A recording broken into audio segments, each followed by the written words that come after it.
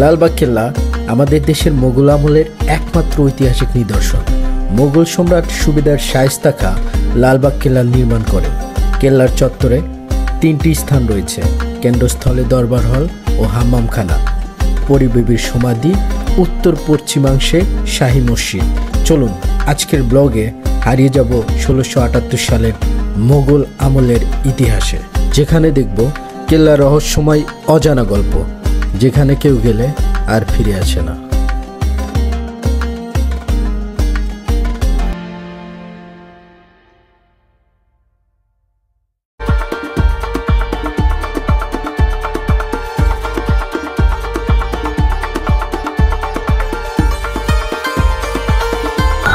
আসসালামু আলাইকুম বন্ধুরা, আমি এখন আছি হচ্ছে 0 পয়েন্টে গুলিস্তান।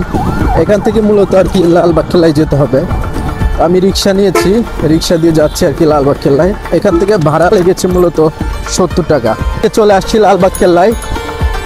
আপনারা লালবাগ কেল্লায় কেমনে আসবেন সেটা হচ্ছে আমি আপনাদেরকে জানাচ্ছি।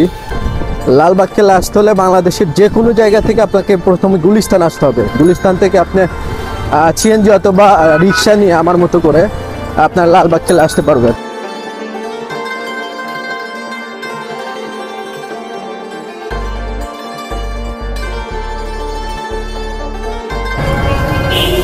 বন্ধুরা, আপনারা এখানে লালবাগ কেল্লার সামনেই খাবারের দোকান পাবেন, তবে ভেতরে খাবার নিয়ে যাওয়া যাবে না। আপনারা এখান থেকে খাবার খেয়ে তারপরে ভেতর প্রবেশ করবেন।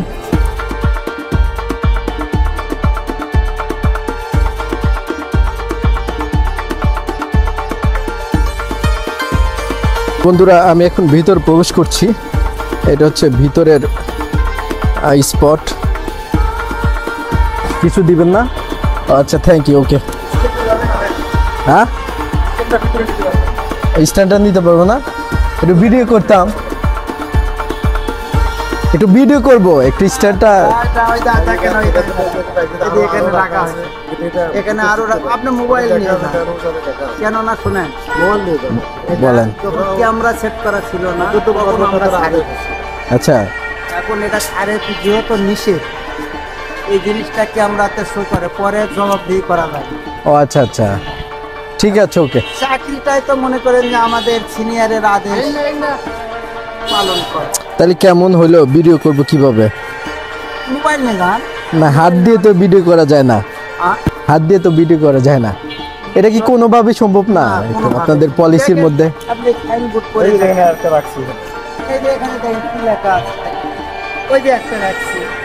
আপনি এটা নিয়ে গেলে আমার লস নাই, নিয়ে গেলেও লস। আচ্ছা, কিন্তু নিয়ম নীতি আছে আর কি। হ্যাঁ, নিয়ম নীতি যেটা সেটাই। আর তারপরেও যদি এটা মালিকানা হতো তাহলে তাও বুঝানো যাবে সরকারি। আচ্ছা, ঠিক আছে, ওকে, অসুবিধা নেই। আপনি আবার এটা নিয়ে সারাদিন ছবি তুলতে পারবেন। এটার একটা পাস আছে, পাস করাতে। পাস করান, অসুবিধা কি? পাস করাতে অফিসে যান। বিশাল বড় একটা বিশাল বড় ঝামেলা হবে। ওর তো না হলে কয় ঘন্টা থাকবেন বলে 5 ঘন্টা। তো 5 ঘন্টা থাকলে আমাদের আপনার 14-15 টাকা বিল লাগে। ও আচ্ছা আচ্ছা, ওই যে ঘন্টার উপরে নির্ভর করবে না? 14-15 টাকা বিল লাগে। বুঝতে পারছি, ঠিক আছে, ওকে।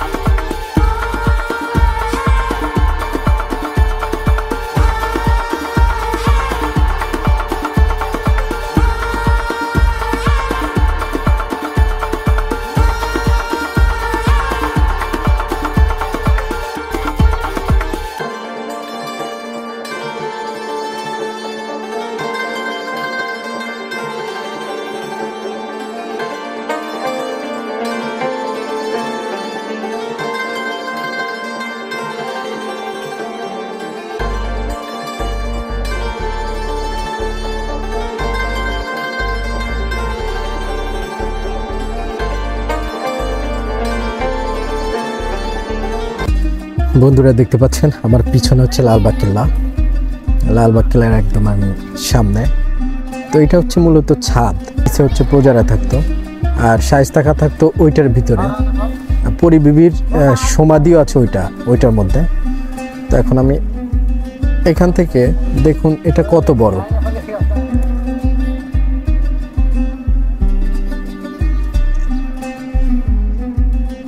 সবাই এখানে দেখুন ঘুরতে আসছে। তো আপনার যখন আসবেন অবশ্যই ছাদে উঠবেন। ছাদে উঠলে একটা অন্যরকম মজা, কারণ ছাদ থেকে লালবাগ কেল্লার সমস্ত দৃশ্য দেখতে অসাধারণ লাগে। তো আপনারা আসবেন, এসে অবশ্যই ছাদে উঠে লালবাগ কেল্লা উপভোগ করবেন।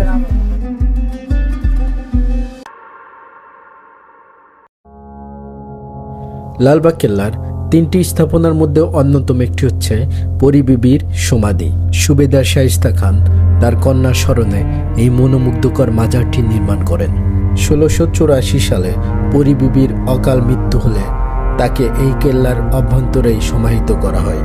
পরী বিবির সমাধি কোষ্ঠী পাথর, মার্বেল পাথর ও বিভিন্ন রং দিয়ে নির্মাণ করা হয়েছে।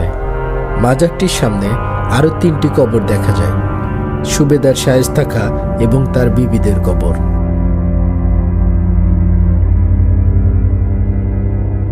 পরী বিবির মৃত্যুর পরে শায়েস্তা খান একদম ভেঙে পড়ে, তাই তিনি আর কোনোভাবেই তার রাজ্য সংশোধন করতে পারেনি। লালবাগ কেল্লার অস্তিত্ব এখানেই যেন শেষ।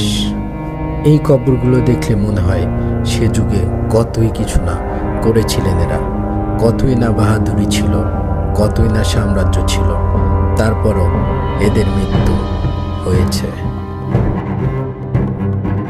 কেল্লার উত্তর পশ্চিমাংশে তাকালেই একটা মসজিদ দেখা যায়, যে মসজিদে মুসল্লিরা এখনো নামাজ পড়ে। সম্রাট আওরঙ্গজেবের 3য় পুত্র শাহজাদা আজম বাংলার সুবাদার থাকাকালীন সময় এই মসজিদ তৈরি করেছিলেন 1678 থেকে 79 খ্রিস্টাব্দে। নির্মিত 3 গম্বুজ বিশিষ্ট মসজিদটি এদেশের প্রচলিত মুঘল মসজিদের একটি আদর্শ উদাহরণ। যে মসজিদটি মুঘল আমলে নাম দেওয়া হয়েছিল শাহী জামে মসজিদ। লালবাগ কেল্লার এটি হচ্ছে দরবার হল ও হাম্মামখানা। সুবেদার শায়েস্তা খান এই দরবার হল থেকেই বিচার সালিশ নিয়ন্ত্রণ করতেন। চলুন দেখা যাক হাম্মামখানা এবং দরবার হলের মধ্যে কি আছে।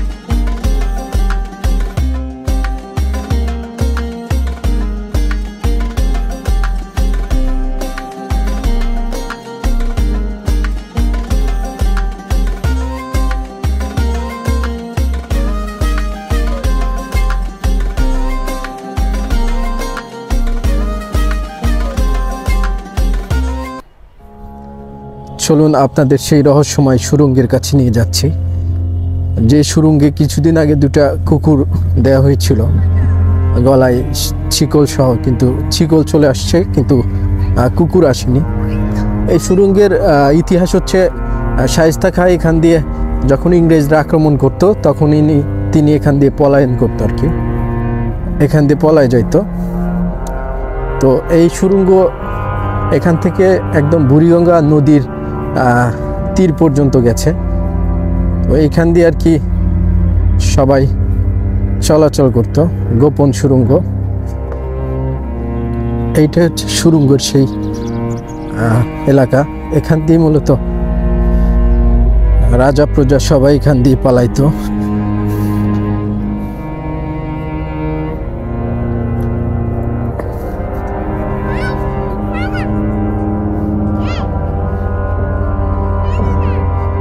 লালবাগ কেল্লার সবচেয়ে কর্নারে যেটা অবস্থিত, এগুলো আসলে অসমাপ্তি রয়ে গেছে, কেননা পরিবীপি যখন মারা যান তারপর থেকেই এই দালান কোঠাগুলো কোনো কাজ করা হয়নি। তিনি অনেকটা ভেঙে পড়েছিলেন যে না, মেয়ের শোকে তিনি কোনোভাবেই চাচ্ছিলেন না যে লালবাগ কেল্লা সংস্কার হোক, তাই লালবাগ কেল্লার অস্তিত্ব আজ এই অবস্থায়। তো এই সেই সুড়ঙ্গ, এই সুড়ঙ্গ দিয়েই সবাই চলাচল করত।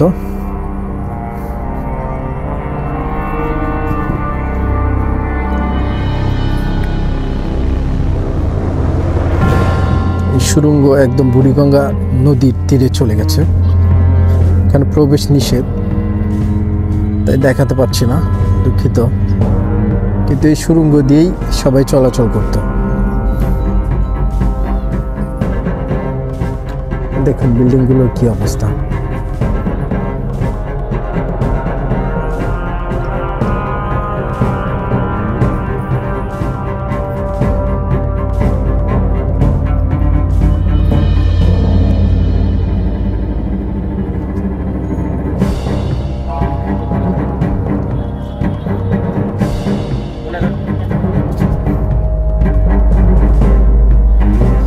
আপনাদেরকে এখন একটা পুকুর দেখাবো, যে পুকুরে অনেক স্মৃতি আবদ্ধ হয়ে আছে। এই পুকুরটিতে আপনাদেরকে নিয়ে যাচ্ছে আর কি, যে পুকুরে হাজার হাজার সৈনিক রক্তপাত হয়ে ভেসেছিল, যে পুকুর থেকে নাকি এখনো আওয়াজ আসে, মৃত্যুর হাহাকার আসে, পানি দাও পানি দাও এরকম একটা শব্দ আসে। তো সেই পুকুরের কাছে আপনাদেরকে নিয়ে যাচ্ছি। এটাই হচ্ছে সেই পুকুর আমার সামনে অবস্থিত। এই পুকুরে হয়তোবা অনেক সৈন্য মেরে মেরে ফেলে দেওয়া হয়েছিল। এই সেই পুকুর, পুকুরের আয়তন ধরতে গেলে লালবাগ কেল্লার অর্ধেক। এটা বিশাল,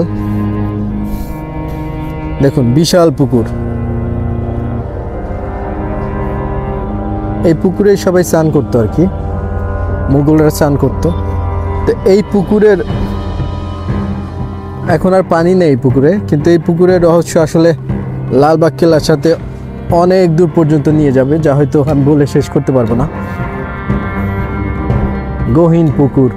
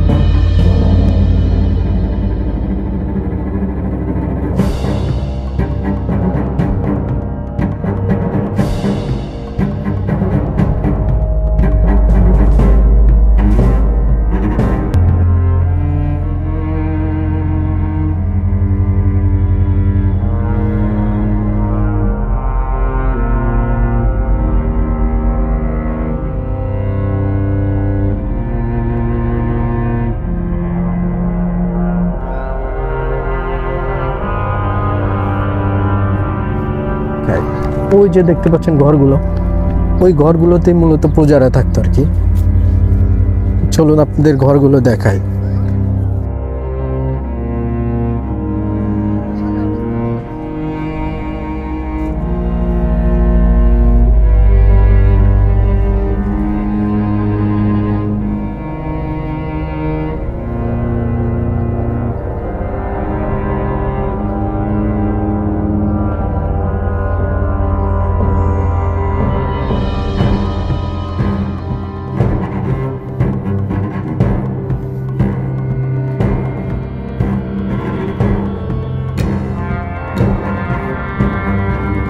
লালবাগ কেল্লার টিকিট মূল্য 30 টাকা। গ্রীষ্মকালে সকাল 10টা থেকে 6টা পর্যন্ত কেল্লা খোলা থাকে। শীতকালে সকাল 9টা থেকে বিকেল 5টা পর্যন্ত খোলা থাকে। বন্ধুরা, আজকের মতো চলে যাচ্ছি লালবাগ কেল্লা থেকে। সবাইকে ধন্যবাদ কষ্ট করে ভিডিও দেখার জন্য। আমার ভিডিও বেশি বেশি দেখবেন, আমাকে লাইক করবেন, কমেন্ট করবেন, সাবস্ক্রাইব করবেন, আমার পাশেই থাকবেন। আবার আসবেন ইনশাআল্লাহ কোনো একটা ভালো ভিডিও নিয়ে আপনাদের সামনে। আসসালামু আলাইকুম।